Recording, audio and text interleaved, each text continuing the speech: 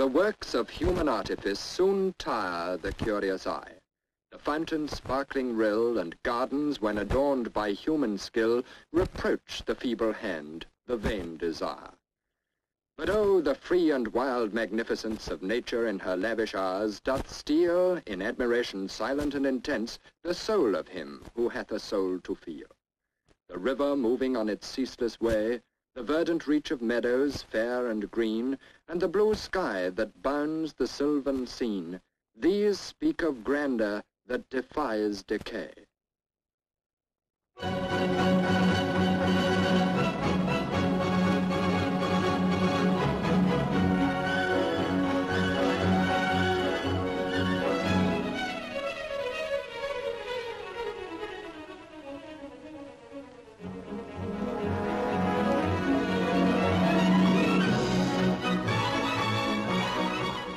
Built on both banks of the lake is a beautiful city. Beautiful in its antiquity, beautiful in its modernity. Held together with artistic bridges, its two halves comprise the largest city in Switzerland, Zurich. But this city is not the only beautiful spot in Switzerland. Nature is always generous and has freely endowed this little country with numerous jewels of scenic beauty. In fact, Switzerland is like an over-full jewel box. Open the lid and jewels are scattered in all directions. To find these jewels, we must travel. Let's enter this car and proceed in search of them.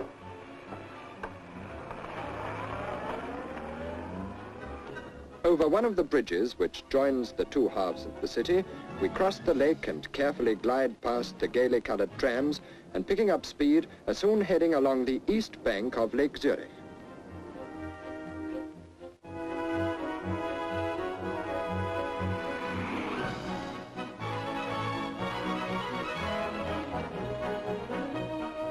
Over another bridge, past the statue of Burgomaster Waldmann, and so on to the outskirts. Fine, wide roads lined with trees of various foliage give us an open invitation to the country which lies beyond Zurich, and before long we are clear of the built-up areas. Through little hamlets where the craftsman's art is displayed on the pavement, we soon see the imposing clock tower which dominates the village of Zug.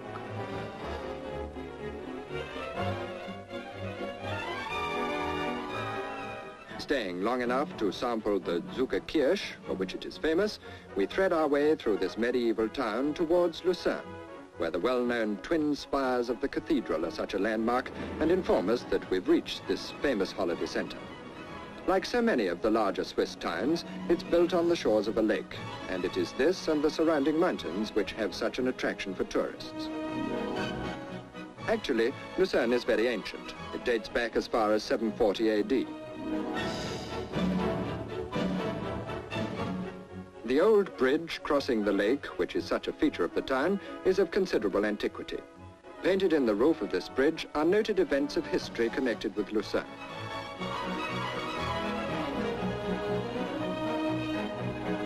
Rows of gaily painted cafes line the lakeside, and varied and harmonious are the songs heard here. Occasionally, a herd of cattle for the market will provide an accompaniment of bell music, which, if not in tune, at least adds to the cacophony of sounds which all spell happiness at a holiday resort. In contrast are the modern statues and the very beautiful fountain nearby.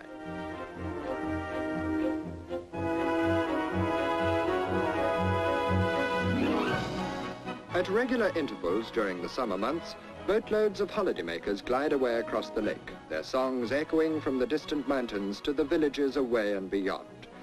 Villages like Kusnacht, where the road narrows and is made even narrower by the heavy shadows.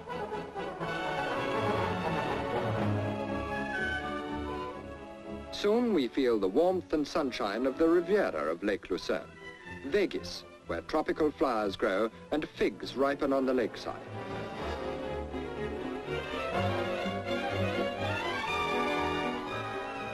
With the road sign pointing to St. Gotthard, we enter Brunnen, the gateway to the heart of Switzerland. Nestling in the eastern corner of Lake Lucerne, it is surrounded by mountains from which the morning mists descend and cover it with a delicate mantle.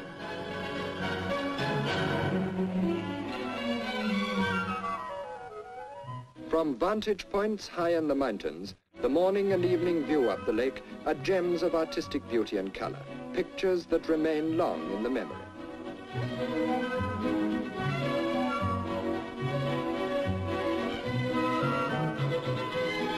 From Brunnen, the road follows the lakeside and is often nothing more than a ledge at the base of a cliff. It's easy to visualize how long and difficult the road across country must have been before these lakeside roads were constructed.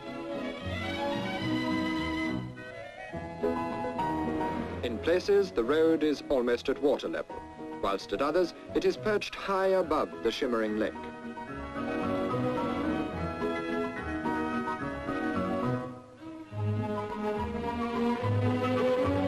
Sometimes the cliff has been tunneled through, with picturesque results, such as at the famous Axenstrasse. Here, the road passes through the cliff on the edge of the lake. On the side nearest the water, openings have been cut in the wall of the tunnel.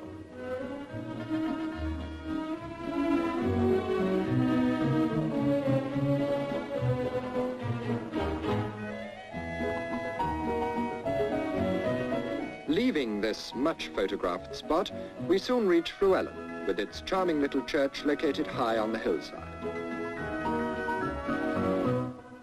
Altdorf, a typically Swiss village, is one of the objectives of most tourists because it is the place where William Tell and his son are honored.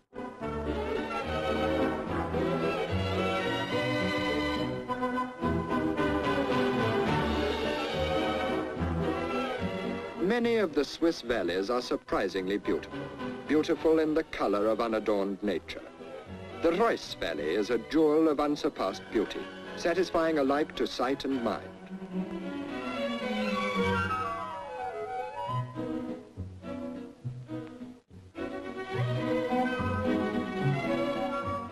Avoiding the direct road to the St. Gotthard, we turn right and start the long pull up the Susten Pass. This is the newest of the Swiss passes. It was built during the last war and opened in 1946.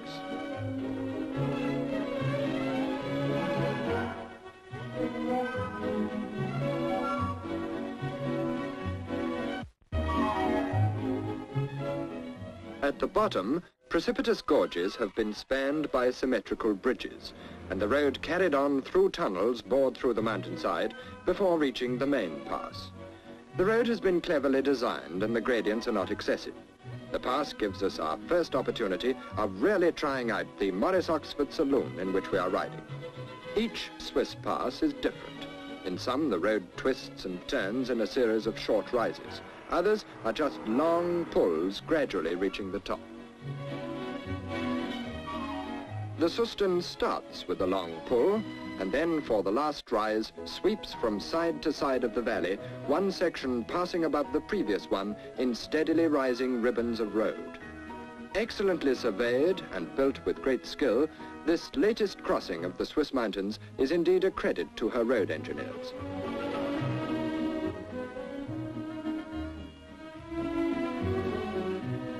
For any car engine, the Susten is a long, incessant drag. But the Oxford, superb car that it is, never hesitates, and shortly its passengers are on the parking place thoughtfully provided at the top.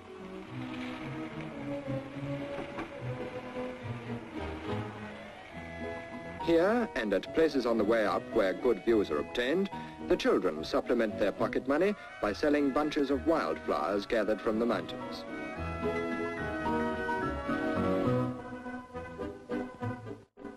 The views whilst ascending and from the top of these Swiss passes are worthwhile rewards for the arduous climb entailed.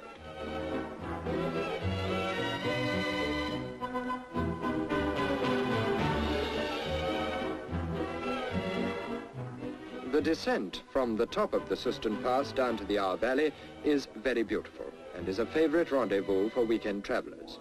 Down past Heaven's Corner, it falls in gentle slopes on ledges cut from the side of the mountain.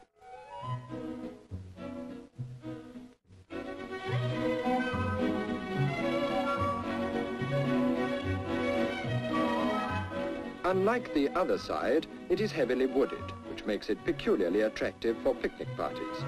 Down, down through tunnels and enchanting scenes, it eventually reaches the valley with the pass towering high above.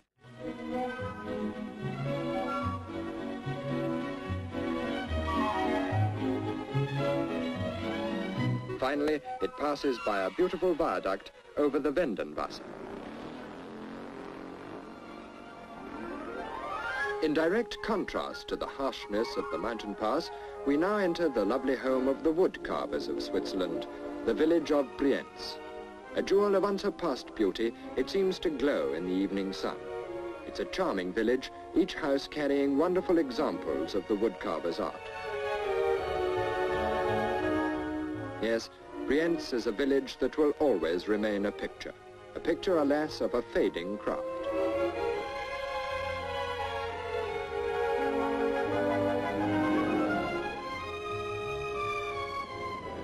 One of the better-known Swiss towns is Interlaken, which is located between the lakes of Brienz and Thun. Thousands of tourists visit this town every year, and one of the outstanding memories they take with them is the floral clock.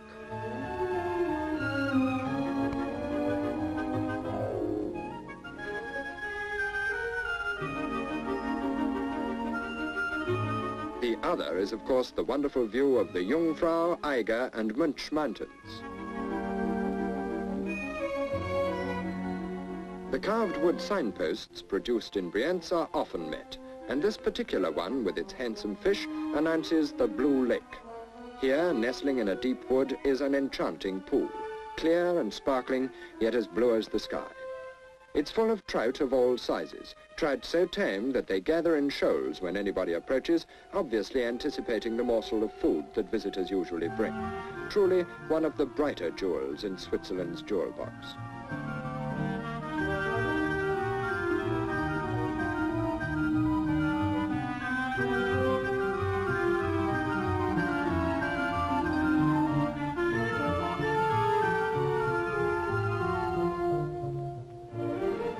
In the mountainous districts, the peasants hold goat markets, and much argument goes on before a good animal changes hands.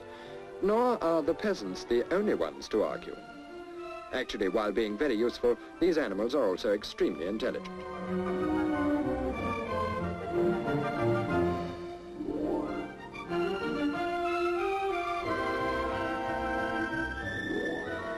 The mountains of Switzerland divide the country into separate areas, each area having its characteristics both as to scenery and language.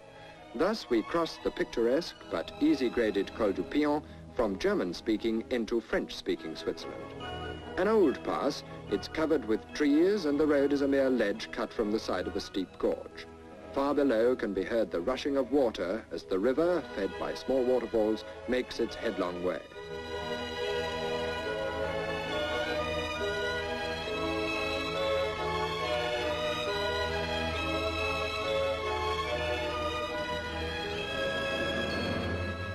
Into French Switzerland, we are immediately in the grape country, with vine terraces all around, even down to the edge of the road.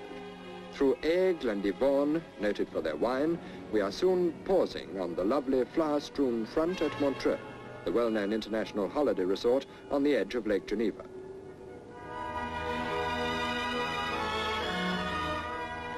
Owing to its fine, warm weather, Montreux is often referred to as the French Swiss Riviera.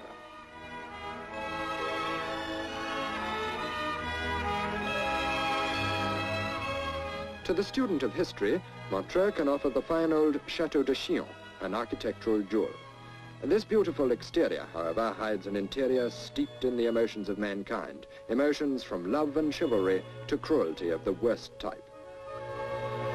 From Montreux, we head towards the valley of the Rhone, and crossing the river via an old bridge, we see the fertile valley laid out before us.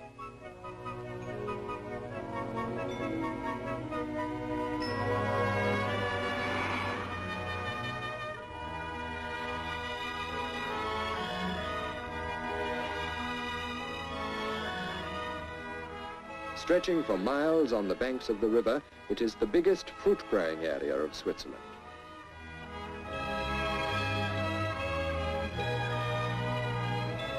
Through the center of this fertile area is a very fine road, and on both sides of it are orchards which produce large crops of hard and soft fruits according to the season. At the other end of the valley, Vineyards replace the fruit orchards.